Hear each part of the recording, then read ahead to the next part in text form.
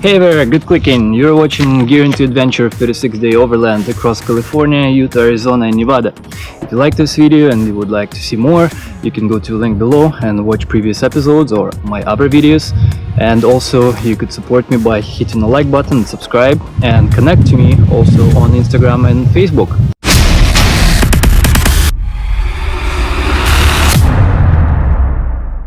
So, not the best start, because I have to rely on this post-trip footage to start my video. Some bad sounds in my pre-trip videos. So, this journey will be solo. I'm very new to all this overlanding stuff, and I mean overlanding, not camping, not weekend warrior type stuff, like an actual long journey that takes weeks on end. You know, that's kind of a real overland. You know, just doing a weekend thing is just off-roading. There is a fine line between the two. So this is my first attempt at actual overlanding. It's gonna be tough because you have to multitask. There's lots of things to do alone. You know, some other people or crews have actually crews. Whereas here, there's lots of preparations I had to do, and I'm actually gonna start showing you some, and we're gonna roll into the 33 days. Unfortunately, 2 days throughout the trip I lost the GoPro SD card, got corrupted or something disappeared. I came home and the footage for those days was gone. So I don't know how I'm gonna make up for it, because it breaks up continuity, but let's just edit this thing, continue episodes and see how it goes. The idea is to be not completely, but as much of it as possible for the next trails. Just get out to refill gas and beers and you know, maybe some produce, and that's about it. Like once in the blue moon. So hopefully as much of road as possible. It's gonna be challenging in many places, and I realized that I need to get out and practice my drone shooting abilities, because so far, posting pictures online, all that, all summer after the initial drone crash in spring, I was afraid to experiment with automatic functions, and so I was always sitting in the car just doing shots, never video while driving, which I was attempting in the spring. Realized some limitations on some functions, like in some, if I approach with the car close by, the drone doesn't back up, and in some, even if the drone backs up, the distance when it reacts is not long enough, so I can drive with decent speed, like 20 or 30 kilometers an hour, and the drone would magically just kind of back away from collision. So I tried to do the practice, to set up with cool shots, and realized that last weekend that I'm not ready to shoot good quality videos basically for this game. On satellite image, found this nice beach spot. It's perfect actually, because it's got a rocky surface, so it's uneven, there's little bumps, so if I need to control the controller, like, let's say not automatic function, I need to still do something, it's gonna be bumpy, so it's gonna be good to see how steady I can hold the shot. I'll use about an hour here, then drive back, recharge batteries, come back probably in a few hours again, and probably gonna do 3-4 trips today and maybe one tomorrow to kind of get in my memory all the functions, exactly what they do, exactly at which altitudes they allow you to do things. For example, track shot, like you can follow behind car, or pan shot, it can't do it lower than 3 meters up. So I wanted to do like drive-by, so the drone is like here in the bottom, and kind of up shot, you can't do it. It automatically flies 3 meters up or something like that. So I need to remember and memorize all these things. Doing the trail is gonna be hard enough, probably nerve-wracking in some cases, but at the same time I need to be able to shoot. Alright, let's start the practice.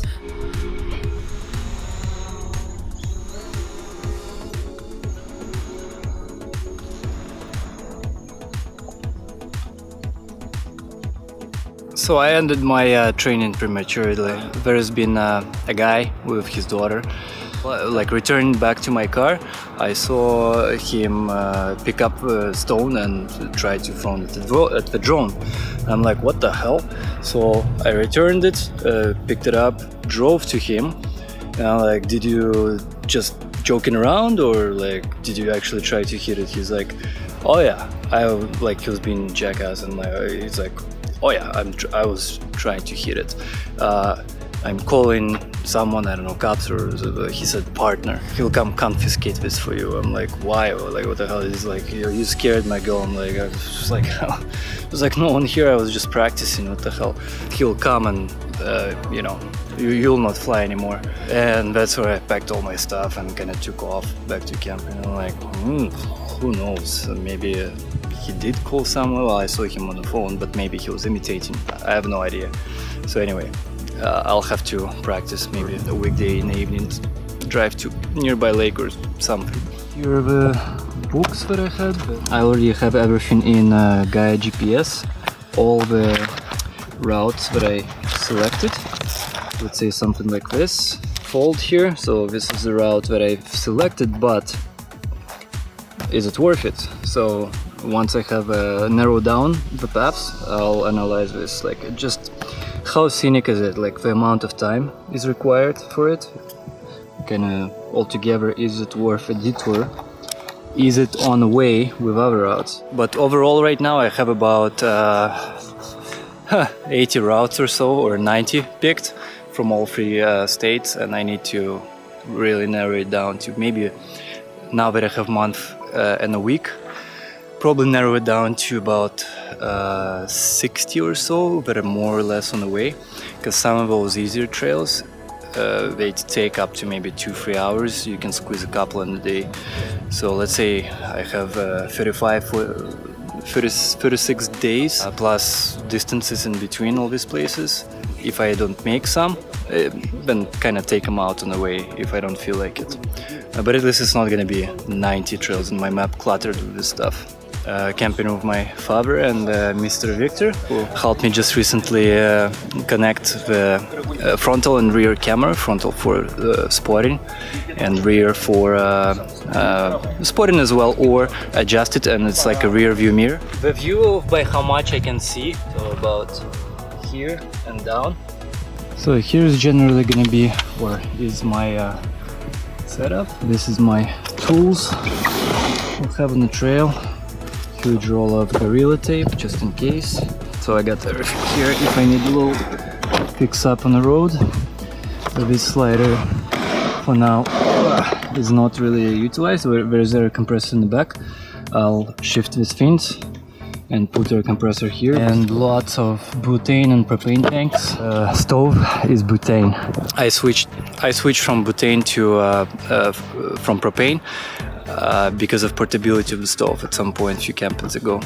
So I need lots of butane tanks because butanes are not as frequent on the road in remote places, in stores, unlike propane, which is everywhere. But portability is awesome. So I have another section right here, that heater in the front there on top, just in case. Even though it's still September in the desert, it's gonna be nice and hot in the evening. Like maybe you'll end up in mountains all of a sudden, like from the beach area. When it's hot, you'll end up in a few hours in the mountains and it's freaking cold. You can always use a heater on the road, even in the summer.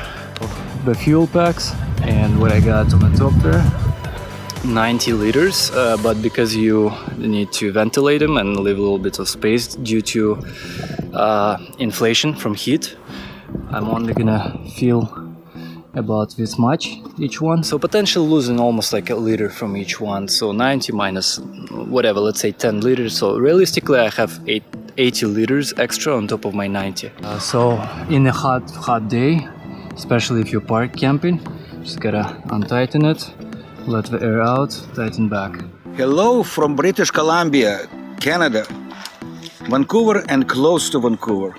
Nice place. It's nice over here, and where Victor is heading, it's also nice, but it's quite different, and it could be challenging. So I wish him safe and fun trip. Thank you. Good luck. So yeah, here I got 2 max tracks. I think it should be sufficient. I'm gonna show the way I park. It's just like RV basically. And I've done it already several times to level myself the bed I carry these wooden blocks, and I got a couple of more wooden blocks over there, and these guys go here, and it's always really nice here, you know, little hammer, like basically all my tools that I had at home, and plus whatever new I had to get, everything's in the car right now. I have 0 tools at home. The car is the tool. I just don't have a welding torch. Big red jack, the 20-ton one. I can't even lift it with one hand, it's impossible. Fishing sticks, you know, put in the ground for fishing rod to hold. My ARB deflator. Here in the compartment I carry, this is my fire extinguisher now that I got. I don't know where to place it in the car yet, so you know, it's still easily accessible. WD-40 for squeaking noises. My bear spray. Well, this is my frontal mount. This goes on the roof over there. This is what I used on my Utah trip. I tried to use it on the side in that video and fell off, and that's it, I lost it. So since then I ordered another one. But what if something happens again to this one? So I decided to basically all the GoPro accessories that I have to double them in case one breaks. And this thing, I got another one as a backup right here. It's still in the box. The shooting from the car from inside is only when it's raining. There's still wrap coming up on Monday. I will be honest, visibility on social media, right? People like to see, I like to see cool stuff on cool trails and cool places, that kind of thing. And it will show my kind of coming up brand, sort of, you know, in my inception of it. And there's gonna be all these mountains and beautiful stuff here that I made in Photoshop, converted to be an Illustrator and sent to the wrap shop guys. And I also did like a mock-up. Just took a photo and laid all this Photoshop work onto the car just to show them in 3D space how things are. So after much contemplation in the last days, I went to local store and got my Garmin Enrich SC. This version, the yellow one, it doesn't have topological maps. It still has map function, it knows where you are, all that, but it lacks that function. I have phone with all this stuff pre-downloaded. I don't really need on this tiny little screen the topological map. So saved $100, got this, you know, peace of mind that even if I'm stuck somewhere, I can call someone, not call, text. Generally my stash of batteries is here. I'll need to buy more AAAs. I got too many AA's in here. Just covered my extra phone. I still don't have a first aid kit. Yeah, I know it's kind of weird, but just no time right now. I don't too much money spent, so whatever. No first aid kit, but I got bandages and antibacterial paste just in case.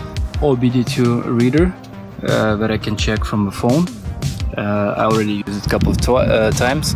It's just for me to know what exactly is going on. It's always good, not necessarily that I can fix it, but at least I may get an idea how serious a problem is. If it's just some sensor, you know, I could be just driving. If it's something else serious, at least I know I need to really try to hit some city. That was consequence of me trying to get a reading at the dealership once and I'm saying, oh, you know, we can only do it in an hour or something. I'm like, seriously, it takes like a minute to get a reading, to get an idea what we're dealing with. So this is basically my charging station here for all the things. As soon as I'm on the road, always, all my things, everything that's chargeable is charging.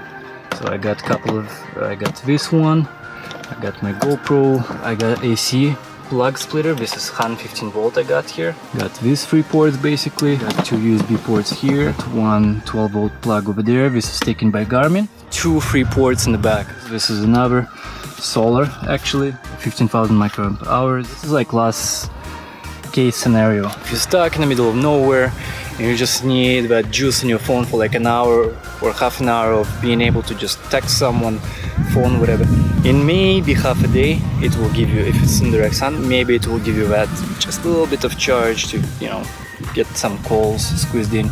This here is another variation of RAM mount, and this specifically I installed to hold GoPro. I absolutely love RAM mounts, absolutely recommend. They're awesome for off-road, any shakes. It's you know, it's like Lego. As you can see, I got this part, connector, this part, extended it so it's all accessible. I don't need to reach too far. Everything is like in line for me. Here, tilted. Of course, the light bar, arriving late at night. This is like sent from heaven thing. It's absolutely must have. You can maintain daylight speed at night, which actually, if you had light bar down below here, it wouldn't serve as great of a purpose, because now it's low. You get the shadows are on the slope, they're becoming long, and it's hard to tell still. Whereas the further up you light shoot down, you remove those shadows and you can actually better see at night how deep or how dangerous a pothole is, and potentially if you don't see anything and you see it quite far, you just maintain daylight speed and you're good to go. Of course, must not forget the shovel over there, just in case. In a pod I got vacuum cleaner, 12 volt, because it's gonna get dusty inside canopy regardless how much sealing you do. After a while it does get dusty a little bit. So heater, extra blanket, inflatable little boat, you know, in case you feel a little lazy, you want to chill out on some lake or river in the middle of nowhere. Fishing rod, fishing box, feature tent, summer tent, because if this thing flips, something happens, who knows. Just like I've heard from some overlander guys on YouTube, you kinda, if you live in out of your vehicle, you still need as a backup to have a small tent or something, because you never know, a car may burn down. You may quickly rescue some luggage, something from it, water, to survive.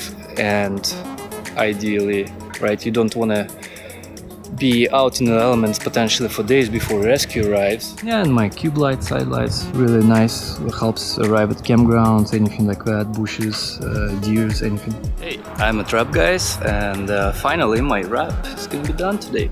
It's kind of weird place, seems like a urban neighborhood. Naked beast right now, and it's gonna be awesome. And the baby is in the house.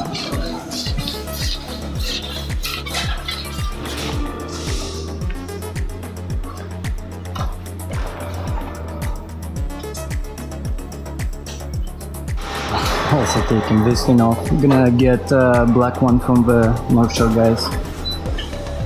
This is almost done. That's kind of cool how they're actually using my reference I sent them. This is gonna be a little tricky. The print, I think I'll use some other method to curve it.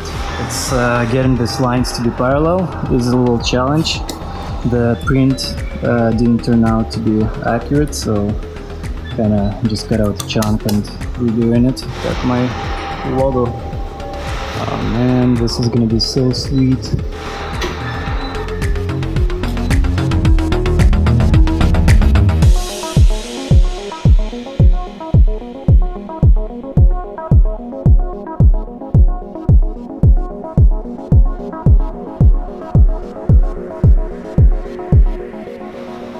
And I'm here at Northshore Off-Road, getting my snorkel installed.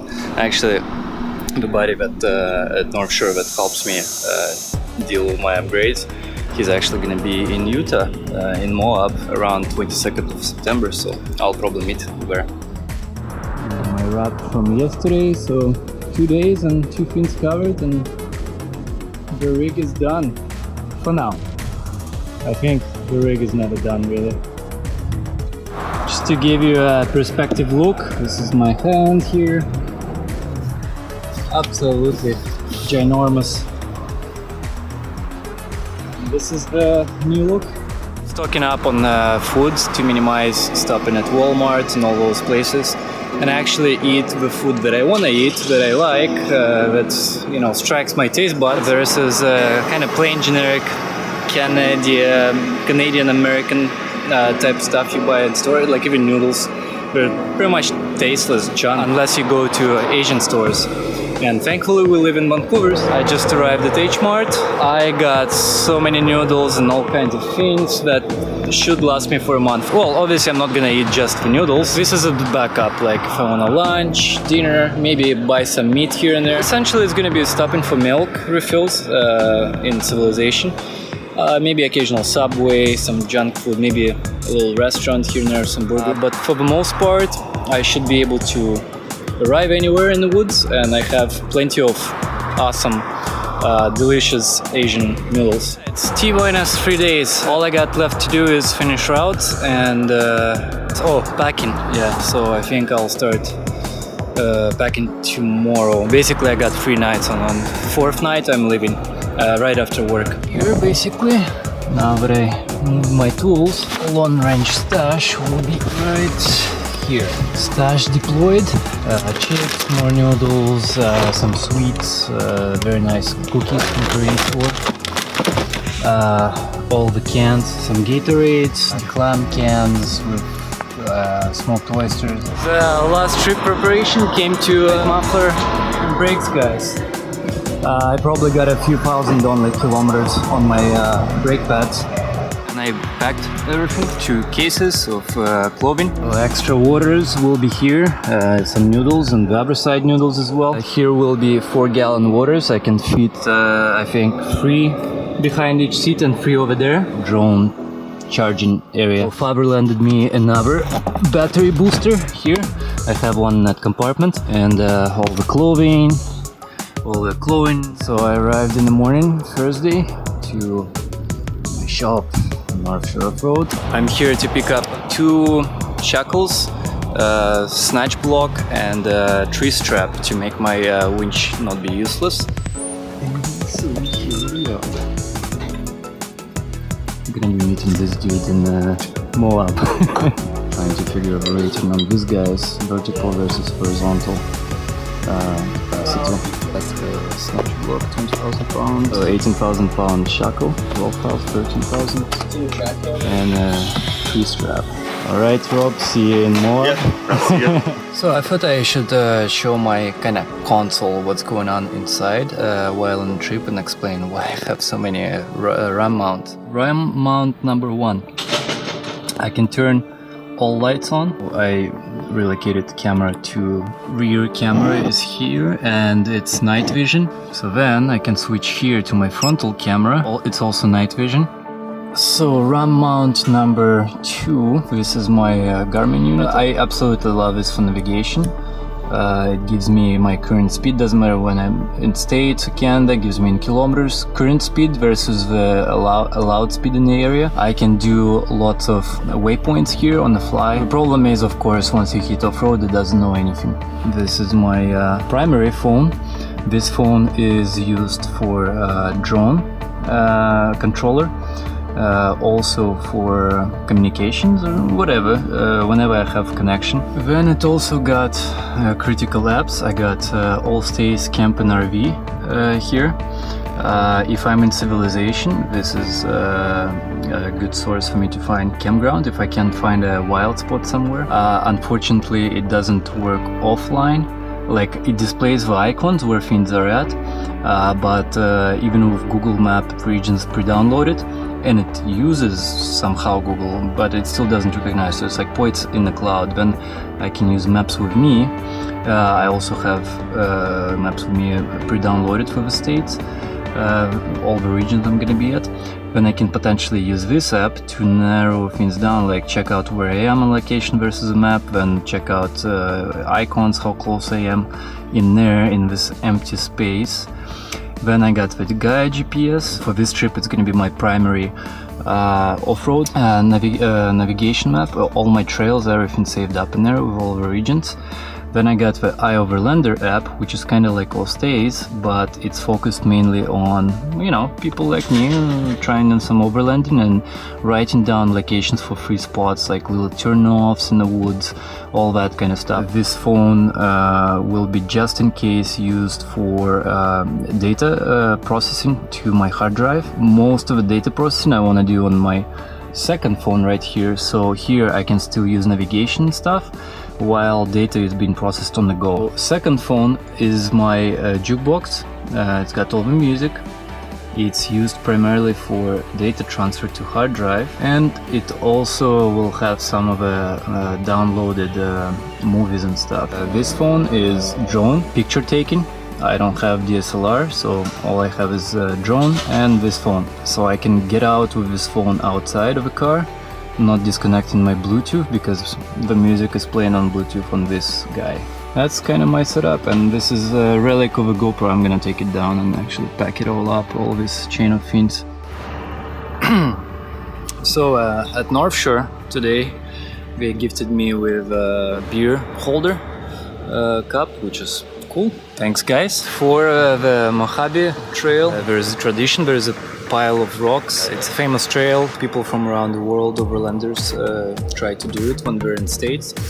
And so the tradition is you're supposed to bring your own rock from wherever you are and put it to the pile. I'm bringing my Vancouver rock over there.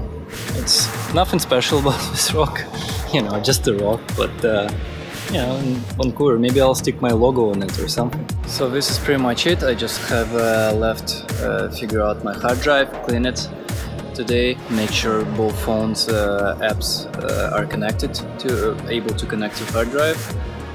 Forgot the password. And also I still need to download some movies. I've downloaded some Netflix on iPad. I'm probably gonna spread some Netflix offline to one of the phones, kind of spread the load between all three devices. And now I think that happened today is I decided to take a day off for tomorrow. I basically figured well, it's last day, I wouldn't be able to function, be productive anyway.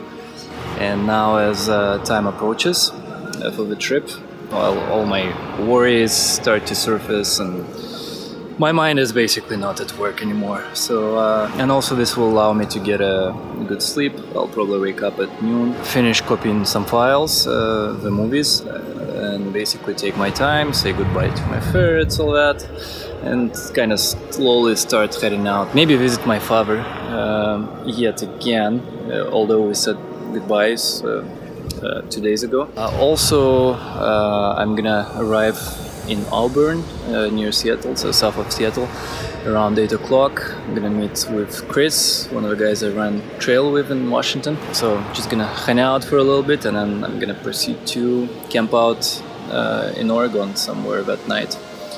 And hopefully on Saturday I can zip through most of California to my first trail start and start the trail on Sunday morning. So that pretty much wraps up my prep video. I'm just gonna copy this SD card tonight to hard drive, free up a slot, and that's it. It's gonna be canned for when I come back.